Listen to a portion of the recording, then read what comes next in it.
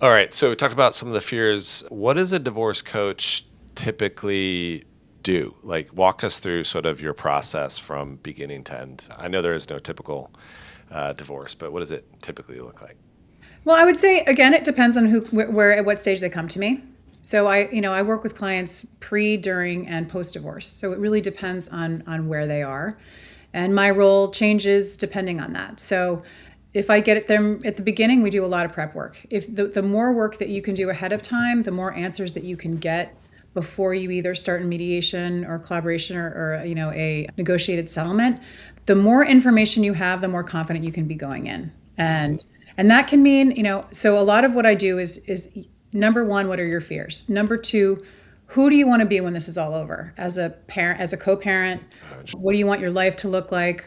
Talk to me about where you want to, what are your goals here?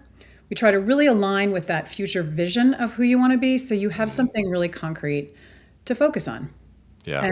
and not just be sort of spinning. Another thing we do is really address the emotional part of it. It's incredibly emotionally overwhelming. So what does that look like if you're up all night? What does it look like if you can't calm yourself down? What if the interactions, text messages, emails trigger you every time, and you can't, you're looping. There's these patterns, right? So Yeah. and I'm trained, unlike many divorce coaches, I am trained in ADR. So I am looking through all of these things through an alternative dispute resolution lens. And this comes down to where the conflict lies, internal, external conflict. And if we can identify that, and that's a lot of work I do with my clients, is tell me about these conflict styles. Tell me about your interactions. Tell me about how this works when you say Interesting. something difficult. How is it perceived? Or you have trouble saying it? What are your styles? Do you is someone combative, and you're just appeasing everything and making it Right. okay? So if you can understand all those things, then you can figure out how to communicate effectively. Yep. What is the basics of ADR? How does it work? Alternative dispute resolution is the same training that mediators do. It's the Mm, same training, that there's a big Harvard Institute on alternative dispute resolution. It's how nations resolve conflict. So right. basically it is the ability to really drill down deeply as to what the conflict is. For example, if someone says, I'm not giving up this house. Right. Well, why? Right. So we drill down as to not, that's called a position. I want to stay in my house. But Okay, why? well, let's talk about why. Is it, well, my kids have always lived here. I want to stay in the same school district. My friends are all here. So then once you understand the what behind it, Hmm. there are other solutions to that. Got it. Interesting. So you're sort of figuring out, well, what is the question, or why are you saying that? And therefore, let's address the actual why. Exactly. It's not the house, it's something about the house. Right. And if someone gets really stuck in that position, or I'm not going to have, there will be no 50-50 custody, then you're just locked in. Right now, Yeah.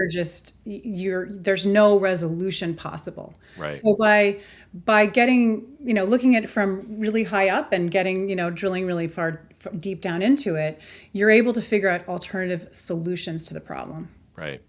I imagine that it's really hard for people to be negotiating these things when there's so much emotion involved, Incredibly difficult. right? Whereas this isn't just a business deal you're trying to do, it's your entire life. And Yes. so it must be helpful for you to help them take a step back and say, okay, well, what is the why? Why are you saying that about the house? And what does your partner want? And is there a way that we can figure out how both of you can walk away with most of what you want? Yeah, the Bobo buffet, the best of bad options, right? So Mm, you figure out what, and that is incredibly important. So it's not only what's really important to you, what are you willing to give up, and understanding and having the ability. I teach my clients how to communicate effectively. That's a lot of another part of ADR's nonviolent communication skills mm, and tools. How to sit in discomfort, mm. how to keep a conversation going when you want to tell someone to go jump off a bridge, and Right. instead use the words, take a pause. A lot of what I teach is that pause in between hearing something or getting a message delivered to you, and your response. We work on not reacting and responding. Mm. So Wow. I go, okay, wow, I really want to tell him, go jump off Right. the bridge. But instead I'm going to say, okay, I'm going to take a deep breath, and I'm going to say, I I hear that's really important to you. Can you help me understand why? Mm. Now That's good. that that keeps a conversation moving forward. That is not me agreeing with that other person. Right.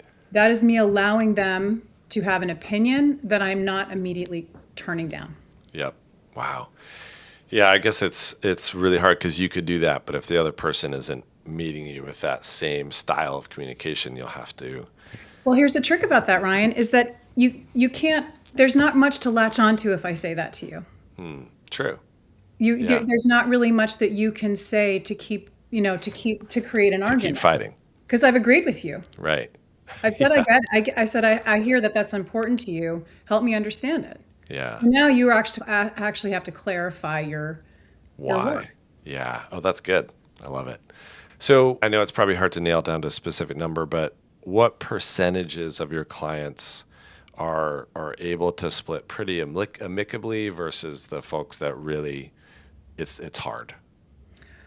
I think it really depends on what the patterns and dynamics are, and what sometimes these positions that people are in are dug in really deep, and sometimes I see clients whose if there are long-standing emotional sort of abusive issues, which comes up a lot, you wouldn't believe, but the post-divorce actually gets worse than during. So I think it depends on the people. Yeah. Yeah, I can see that. I with my sisters, I saw a lot of co-parenting challenges post-divorce.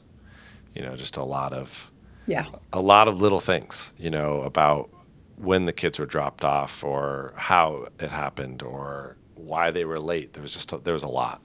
And there's, you know, there, and that's why, and I'm glad you brought that up because co-parenting is where you hope that is the key, the North Star of what each parent is wanting to keep intact as best as possible, right? So I talked about that future vision.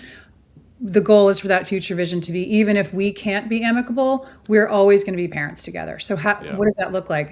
What does graduation for my kids look like? What does their wedding look like? How do I want to show up? Yeah. And a lot of times in a very high conflict situation, we do parallel parenting as a recommendation, which is we recognize as adults, we really can't get along and we can't agree on these things. So we are going to agree to keep our children out of this conflict as much as possible.